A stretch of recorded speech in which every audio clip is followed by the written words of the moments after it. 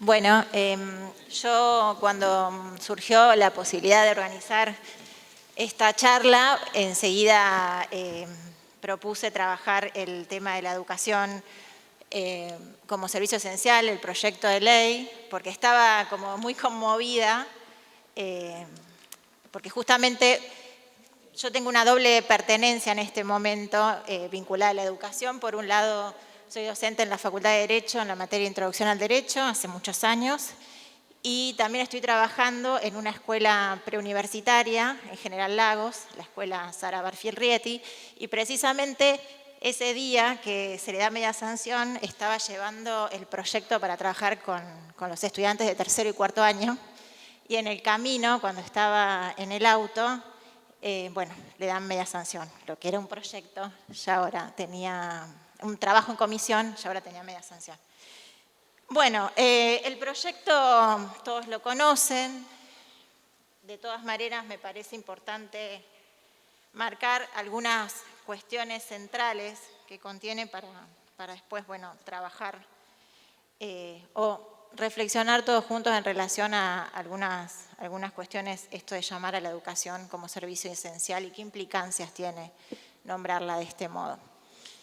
El artículo 1 del proyecto, bueno, habla del servicio estratégico esencial, la educación obligatoria, o sea, estamos hablando de la educación desde los 4 años, como establece la ley de educación, digamos, de los 4 años hasta el secundario. En el artículo 3 lo reitera, es una prioridad nacional, un servicio estratégico esencial y se constituye una política de Estado. Este artículo, el artículo 3, enseguida es muy corto el proyecto. Dicho sea de paso, tuvo 131 votos afirmativos, 95 negativos y 2 abstenciones. Es un proyecto impulsado por Finocchiaro, pero bueno, con muchos aportes, con muchos votos favorables. Y habla, por supuesto, que es el sentido que tiene nombrar la educación como servicio esencial, de las guardias mínimas. Y sostiene que en todos los niveles y modalidades de la educación obligatoria se tiene que garantizar todos los días de clase, de calendario académico, y que si los días de la medida de fuerza son entre 1 y 2 días, hay que cubrir el 30% y en el caso de que sea de 3 o más días, el 50% de la nómina del personal directivo, docente y no docente, que deba cumplir funciones en cada establecimiento educativo. Y un poco tomando lo que dice recién Marta en relación a la amenaza explícita de la acción sindical, el artículo siguiente habla también de una amenaza explícita precisamente en el mismo sentido, porque dice que el equipo de conducción, no habla de gestión educativa, sino de conducción, de cada establecimiento tiene que hacer un listado de la gente que va a designar para cumplir esas guardias, que ese listado lo tiene que informar a la autoridad competente. Bueno, no tenemos ministerio, así que bueno, veremos a quién se informa, y del personal no docente y no docente que estará afectado al cumplimiento de la ley, lo cual me parece sumamente persecutorio y que bueno, evidentemente es una amenaza esta cuestión. Por supuesto que el artículo siguiente dice que la ausencia del personal designado a cubrir la guardia es una ausencia injustificada. Esto ya viene siendo trabajado y viene siendo incluido, estaba en el DNU, en uno de los artículos, también uno de los artículos suspendidos por la declaración de inconstitucionalidad, que precisamente nombraba la educación como servicio esencial. En la enumeración hablaba de servicios esenciales y servicios de importancia trascendental, y dentro de los servicios esenciales estaba la educación y hablaba de un 75%. ¿Sí? Es como que los embates se dan desde distintos lugares y no dan respiro. A su vez, hoy vamos a hablar de un montón de temas que tienen que ver con vulneración de derechos, pero hay un montón que quedaron afuera porque es inabarcable, digamos, esto que hablábamos con Marta en relación a las manifestaciones del ministro de Justicia o lo que pasó con los jubilados, con todo el sistema previsional, lo que está pasando, que es tan grave. Será motivo de otras charlas, ¿no? Pero bueno, son muchos los derechos que están en riesgo y que están seriamente vulnerados en este momento. En relación a la educación como servicio esencial, hay varias varios puntos que me interesa tratar. En primer lugar, quiero agradecer muchísimo a Marta porque me facilitó su tesis de maestría, que precisamente trabaja esta cuestión, y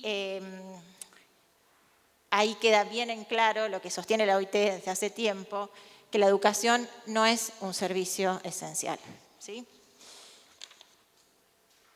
Por supuesto que todo lo que estoy diciendo y mi posicionamiento en relación a esta tesis y a mi posición en relación al derecho a huelga viene desde una formación y una postura que tiene que ver con las teorías críticas del derecho, el derecho como práctica social, un derecho situado y comprometido con la realidad que acontece, con lo que va pasando en la sociedad, y que desde ese lugar estoy planteando estas cuestiones y me parece importante hacerlo. La educación no es un servicio esencial y esto ha sido establecido en reiteradas oportunidades. La comisión de expertos utiliza la expresión servicios esenciales únicamente cuando se refiere a servicios que tienen que ver con la vida, la seguridad y la salud. Eso siempre ha sido muy clara en ese sentido. El Comité de la Libertad Sindical, también con el objetivo de examinar las quejas sobre las violaciones de la libertad sindical, hubiesen o no ratificado el país en cuestión los convenios pertinentes, dice que también pueden ser considerados servicios esenciales en sentido estricto y los nombra, ¿sí? Y tampoco se nombra a la educación. El comité también ha considerado, en cambio, que en general no constituyen servicios esenciales en el sentido estricto del término y, por lo tanto, no procede la exclusión del derecho de huelga, OIT 1996, el sector de la educación y la actividad del personal docente. Digamos, esto está en instrumentos internacionales y hay un consenso en relación a esta cuestión. En reiterados documentos, no quiero pasarme el tiempo, no sé ni cómo voy. Muy bien, está bien. ¿Voy bien? Sí. Bien. En reiterados documentos se establece esta cuestión porque, en definitiva, nombrarlo como a la educación como servicio esencial, la única finalidad y el único sentido que tiene es cercenar el derecho de los trabajadores y las trabajadoras de la educación en ejercer el derecho constitucional a huelga. Es el único sentido y la única finalidad que tiene. Porque, digamos, es una trampa esto de creer que hay dos derechos en pugna o dos derechos que hay que elegir. Es lo que, digamos, lo que se vende socialmente, que hay dos derechos que elegir. Bueno, ¿qué elijo? ¿El derecho a la educación de los niños, niñas y adolescentes o el derecho a huelga, el derecho legítimo a huelga? En realidad es una falacia esto de la contradicción de derechos. Estamos hablando de derechos de igual jerarquía y considerarlo el derecho a la educación un servicio esencial no implica ninguna violación al derecho a la educación de niños y niñas y adolescentes.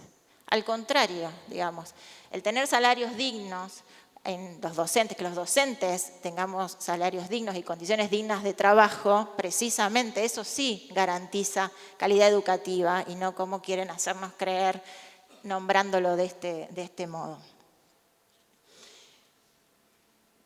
Bien. Bueno, yo acá en lo que había escrito hice un recorrido de los derechos constitucionales, digamos, de la Ley Nacional de Educación. Por supuesto, reitero, la suspensión o interrupción de la enseñanza no implica privación al derecho a la educación, es un derecho inclusivo y de gran alcance temporal.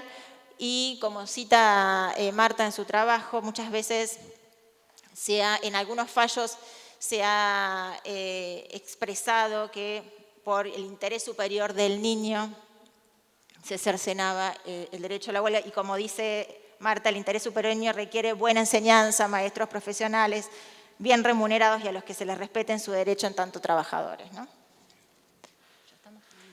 Bueno, no quería...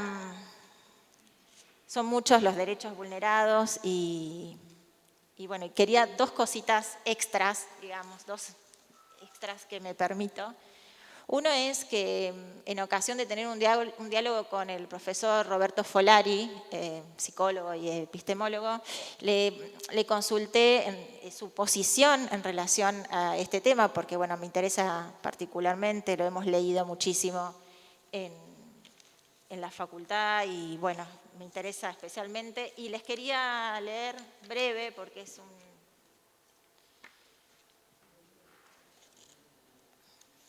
me parece muy valioso su aporte, y dice: creo que debe ponerse entre comillas lo esencial, ya que para gobiernos privatistas la educación está para quitarle presupuesto y avanzar al déficit cero. Incluso en la ideología libertaria, la escuela debería desaparecer, para que cada familia enseñe al niño a su manera. El caos de contenido, el desconocimiento mayoritario y la falta de cohesión social a que eso llevaría son tremendos. De tal modo, para nada se torna a la educación como esencial, sino para obligar a que los paros no sean efectivos, obligando a los docentes a mantener el servicio aun cuando haya medidas de fuerza. Eso le puede parecer bien a alguna gente, pero al debilitar la lucha sindical tiende a la baja de los salarios y prestaciones de los docentes, con lo cual la calidad del servicio de los mismos tenderá igualmente a la baja. Al abandonar el FONID, que antes erogaba el Estado Nacional, se ha golpeado fuertemente a las administraciones provinciales y al salario docente. Esa es casi la única acción efectiva que hasta ahora ha desarrollado el Gobierno Nacional en lo educativo, además de los subsidios momentáneos para alumnos de las escuelas privadas en detrimento de las públicas, que es donde están la mayoría de los estudiantes, y casi todos los más necesitados. Como se ve, la educación pública no es para nada esencial en la práctica gubernamental del presente. Sí, justo está acá en Rosario el profesor, lo invitamos, pero bueno, tenía un montón de compromisos y no pudo asistir. Será para la próxima, se comprometió a estar presente en la próxima. Y para finalizar, y porque me parecía que bueno, la apuesta es al futuro y yo confío en nuestros adolescentes, en los jóvenes. Les hice algunas preguntas a estos estudiantes con los que trabajamos el proyecto. Y eran 3 preguntas. Era: ¿qué opinión tienen respecto al proyecto de ley después que lo habíamos trabajado en la clase? ¿Qué derechos se verían afectados? Bueno, esto es porque para que identifiquen los derechos. Y después les pregunté cuál es el problema en cuestión, si lo habían comprendido y qué posibles soluciones podrían encontrarles. Y las devoluciones son maravillosas. Marqué algunas cortitas, como ya para cerrar, y dice: no estoy de acuerdo, además siento que el país necesita otro tipo de reformas y en otras instituciones o sectores. La única reforma que necesita para mí el sector educativo es un notable aumento de sueldo, pues si un docente tiene pocas horas, no tiene ni para pagar el alquiler. Esto surge porque una docente, cuando trabajamos estos temas en la escuela, llevó su recibo y su clase fue con su recibo de sueldo, que por supuesto era un salario muy bajo. Otro dice, por un lado me gusta no tener clases y por el otro la degradación del salario docente es un problema muy serio, pero asumo desde mi ignorancia que el gobierno debió haber garantizar un buen sueldo junto con el proyecto de ley para que no sean necesarios los paros. Si es así, estoy de acuerdo. Digamos, hay una reflexión por parte de los jóvenes, hay un montón de opiniones en distintos sentidos, pero me parece que, bueno, que quería terminar la exposición con algo esperanzador, que es la mirada de la juventud, que aunque muchas veces dicen que no está comprometida, yo les doy fe que sí lo está, que sí le interesan estos temas y que lo que necesitan es información para poder construir un pensamiento crítico, que es lo que está faltando precisamente. Bueno, nada más.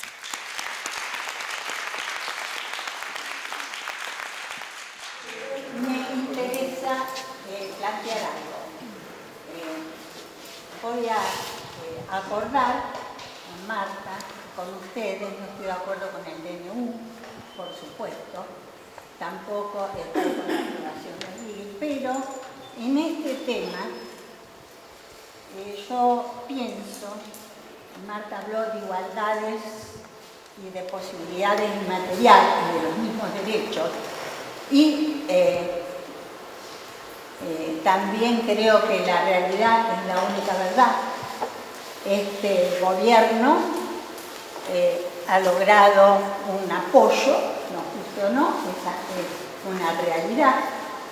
Y yo me pregunto en este tema de la educación, cuando la mujer que venía a mi casa a trabajar y no tenía dónde dejar a sus hijos, cuando en el tema del COVID se permitió que aquellas personas que cuidaban niños con incapacidades pudieran utilizar el transporte. ¿Qué problema puede haber si ambas normas son de carácter constitucional? El derecho a la educación y el derecho al paro, a la huelga.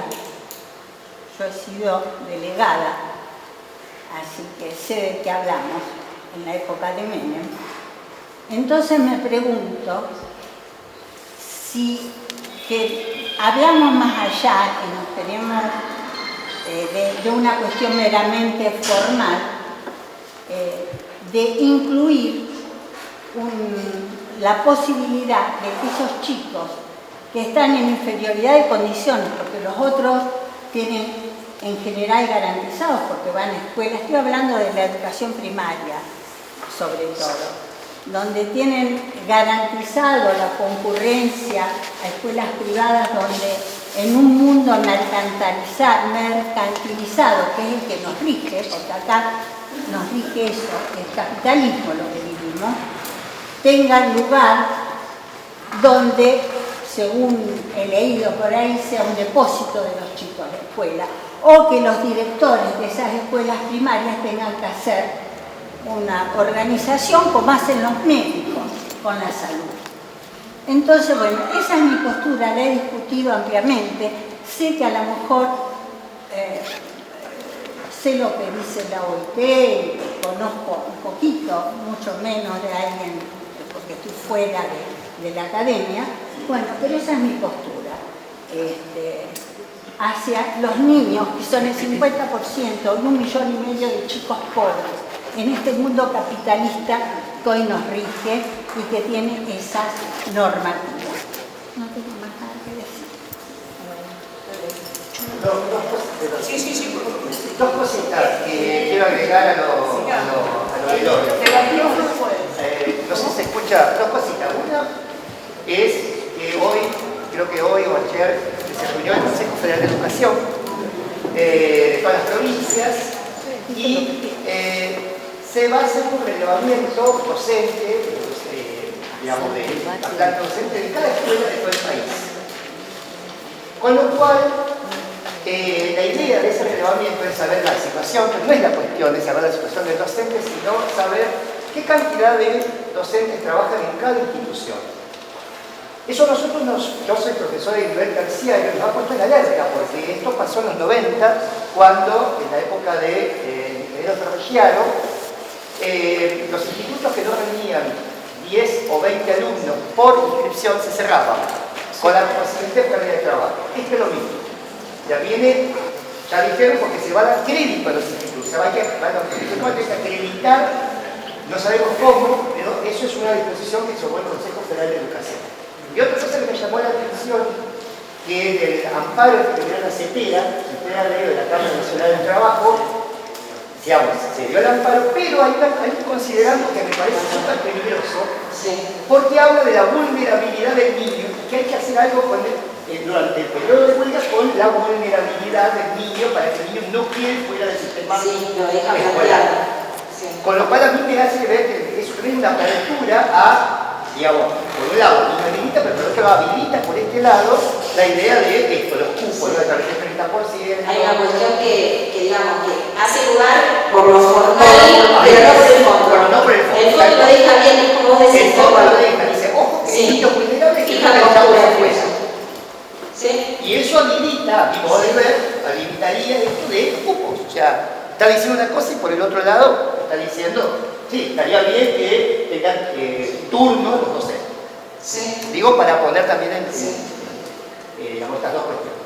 Pero hacemos temática 3, tres temáticas. No, yo quería contestar mínimo.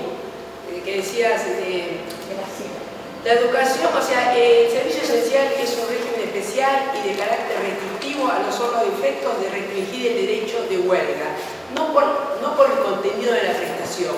No estamos hablando de la esencialidad. Aparte de la educación, yo no creo que es un servicio, sino que es una función indelegable del Estado. Lo demás, por supuesto, tendría que haber políticas de derecho de cuidado, porque que pongamos servicio esencial un 50% de docentes, como vos dijiste, es de niños, como dijiste, un depósito de niños en donde los niños pobres dan depósito y los niños no. O sea, no es la educación, los maestros, los profesores no tienen esa función. Por supuesto tendría que haber alternativas, pero la función del maestro no es esa. Y el servicio esencial nos confunde, como decía Lorena. Nosotros pensamos en la esencialidad. No, el servicio esencial es una categoría especial y carácter restrictivo al derecho de los trabajadores, que es el derecho de huelga, que es un derecho constitucional. Y ese es el tema. Después habrá que hacer otro tipo de políticas públicas. Pero pues nos confundimos un poco, y yo entiendo lo que voy a decir con los chicos, ¿verdad? Que la señora tiene que demandarlo, es verdad. Pero el derecho de huelga siempre causa perjuicio, está íncito en la huelga. La huelga causa, y a veces el servicio esencial, quienes más sufren son los propios trabajadores, los propios titulares de ese derecho, otros no. Pero bueno, la huelga es eso.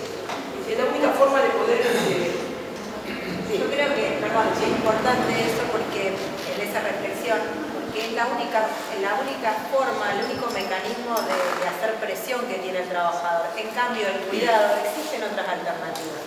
No hay, en el cuidado quizás, obviamente que la educación no es un depósito de niños, pero bueno, si vamos a pensar en alternativas, ¿por qué no quedarse en la casa de aquel que tiene que cuidar a ese niño, no ir a trabajar? ¿Qué sé yo? También hay muchas otras alternativas, no es nada más aquel. Y bueno, si vamos a pensar, seamos creativos, pero aquel que tiene la única forma de presión para poder reclamar que es la huelga, y bueno, tenemos que tener mucho cuidado de retractarnos en ese derecho.